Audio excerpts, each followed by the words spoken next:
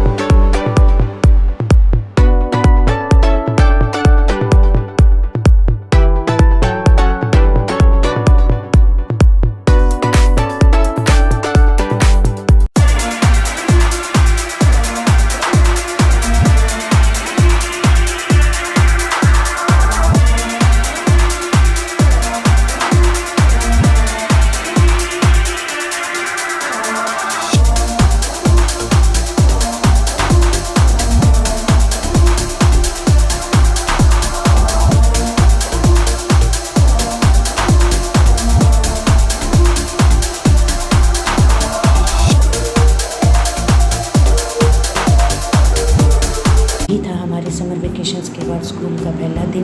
उम्मीद है नया सत्र सभी बच्चों के लिए ज्ञान, सफलता और खुशियों भरा होगा।